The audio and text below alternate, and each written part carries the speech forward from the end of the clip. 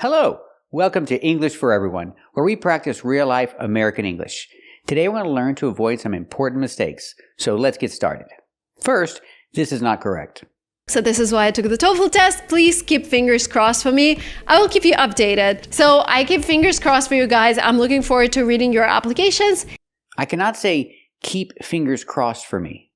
And I cannot say, I keep fingers crossed for you guys. When we make a complete idea, a complete sentence with keep fingers crossed, we have to say, keep your fingers crossed. We need the possession your. So I can say, please keep your fingers crossed for me. Or I will keep my fingers crossed for you guys.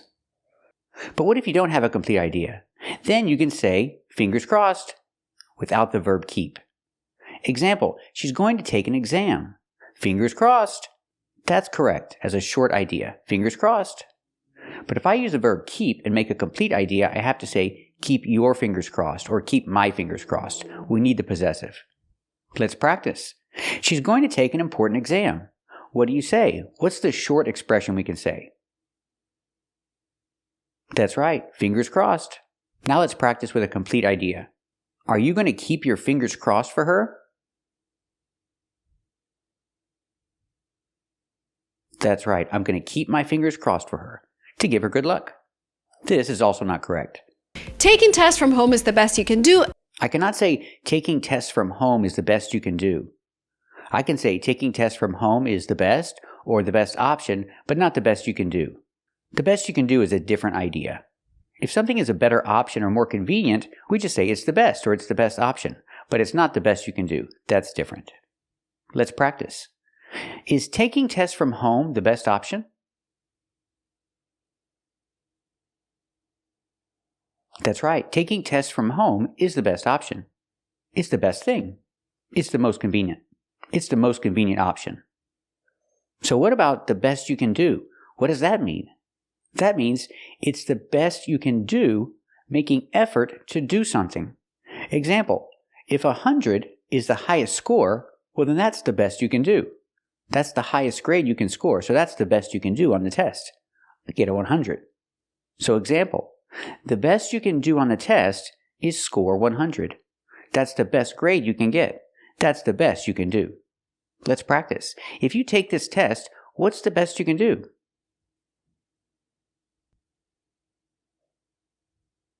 That's right. The best you can do is score 100. That's the highest score you can get. That's the best you can do. This is also not correct. And reading part has always been the hardest for me. I cannot say, and reading part has always been the hardest for me. Reading part is specific, so we have to use the article the reading part. It's correct to say, and the reading part has always been the hardest for me. We have to use the article the. It's a specific part. It's the reading part. Example, the reading part has always been the hardest for her. Let's practice. What has always been the hardest for her?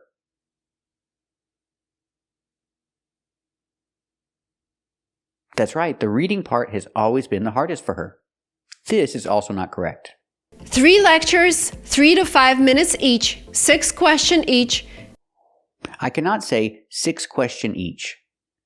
In this case, we have to use the plural, questions, because it's more than one. It's correct to say 6 questions each. I cannot say 6 questions each. So example, in each section, there are 6 questions each. For each section, there are 6 questions. So I can say there are 6 questions each. Let's practice. For each section, how many questions are there? That's right, there are 6 questions each for each section. This is also not correct. And then starts the speaking section where you actually relax. I cannot say, and then starts the speaking section, where you can finally relax. And then starts the speaking section? We have to change the order. We have to put the subject before the verb. We say, and then the speaking section starts. In American English, this is how we say it. And then the speaking section starts, where you can finally relax. So example, first you do the reading section, and then the speaking section starts. Let's practice. First you do the reading section, and then what? That's right, and then the speaking section starts. This is also not correct. In general, there are no changes to the speaking part. It remained the same as in 2014. I cannot say it remained the same as in 2014. It remained the same? We're talking about something in the present, so we have to change the verb remain to remains. It remains the same. It remains the same as in 2014. We have to change the verb with an S because it's in the present. So there were no changes in the test. There were no changes in this part of the TOEFL test, so I can say it remains the same. Let's practice. In this part of the test, did they make any changes, or does it remain the same? That's right, it remains the same. This is also not correct. So I decided to partner with ETS, the company behind TOEFL test. I cannot say ETS, the company behind TOEFL test.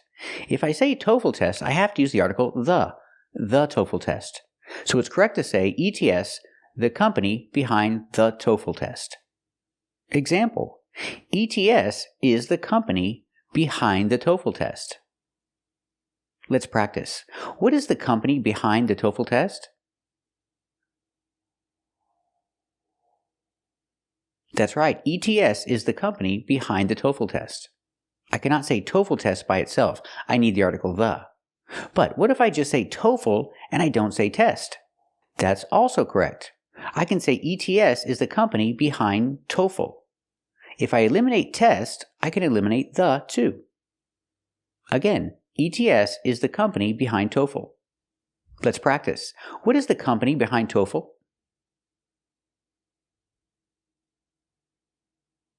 That's right, ETS is the company behind TOEFL. This is also not correct. Hey guys, welcome to linguamarina. I just took TOEFL. Yes, again. I took it for the third time in my life. The first time I took it was in 2015. I cannot pronounce the word TOQUE. It's pronounced took. We use a different vowel. We use the short sound like look and book. Took. The sound comes from here. Not took, but took.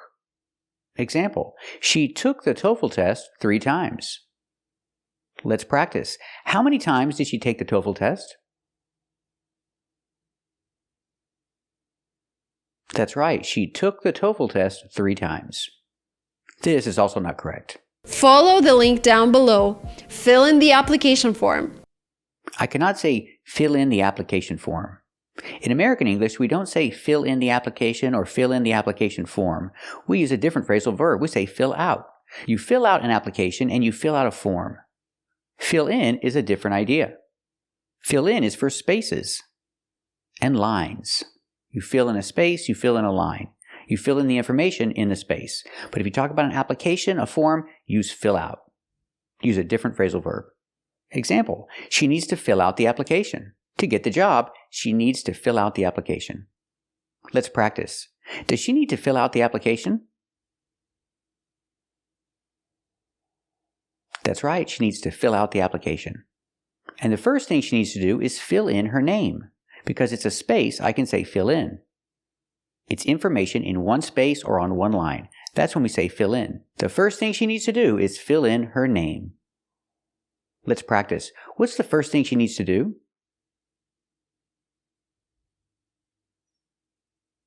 That's right, the first thing she needs to do is fill in her name. And keep watching to practice more with the difference between fill in and fill out, and other important phrasal verbs. Today we're going to look at and practice with these 3 phrasal verbs. Let's get started. First we have fill or fill up. The preposition up is optional.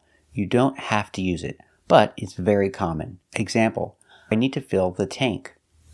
You can also say I need to fill up the car or I need to fill up the tank. Fill up is more common. We use fill and fill up for containers. Example, you can fill the water bottle or you can fill up the water bottle. Both are correct. But fill up is more common. Let's practice. Does he need to fill up the gas tank? That's right, he needs to fill up the gas tank. Let's practice. Is he filling up the water bottle? That's right, he's filling up the water bottle. Now let's talk about fill out. We use fill out to talk about paperwork. Example, forms, documents, applications. When you put the information on the form, whether you write the information or you use a computer, we say fill out. You fill out the form. Example, he wants to apply for the job, but he needs to fill out the application first. Let's practice. Does he need to fill out the application first? That's right, he needs to fill out the application first. Example, when you go to the doctor's office, you have to fill out a lot of paperwork. Let's practice. Does he have to fill out a lot of paperwork at the doctor's office? That's right, he has to fill out a lot of paperwork at the doctor's office. Now let's talk about fill in. Fill in is about information, but it's not a form, it's not an application, it's just one line, or one space, or one piece of information. Example, you filled out an application, but you forgot to put your address. So you need to fill in your address. One piece of information, one line, one space. Fill in. You need to fill in your address, and oh, you forgot to fill in your date of birth. So fill in your date of birth too. Sometimes when I fill out an application online, it doesn't let me submit the application. It goes back and says, you need to fill in all required fields. Again, you need to fill in all required fields. So don't forget to fill in all the spaces. So make sure you fill in your address. And don't forget to fill in this space with your zip code. You need to fill in your address. Let's practice. Does he need to fill in his address?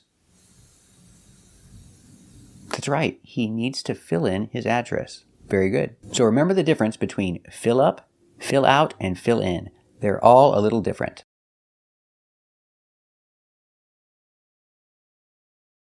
We have a lot of phrasal verbs ending with up.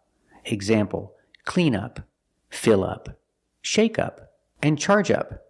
These are only a few. There are a lot of them. And why do we have up? Why do we say up? In these cases, and many others, up is just to say completely. You do the action completely, we put up at the end and make a phrasal verb. Example, fill. I can say fill the glass. Or I can say fill up the glass. Why up? Just to emphasize that you're doing it completely. You're completely filling up the glass. It's a separable phrasal verb. So if I use a pronoun it, I have to put it in the middle. Fill it up.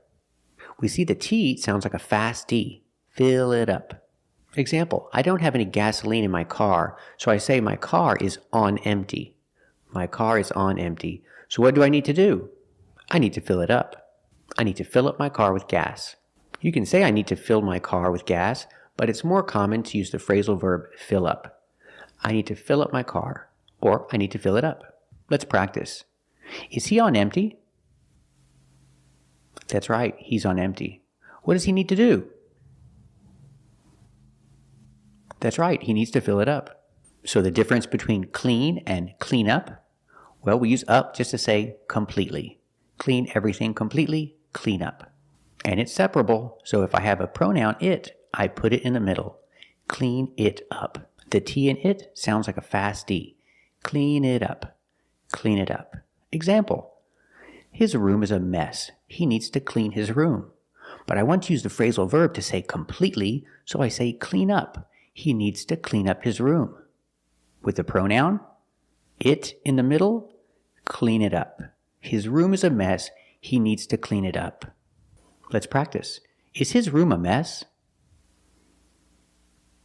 That's right, his room is a mess. Does he need to clean it up? That's right, he needs to clean it up right now.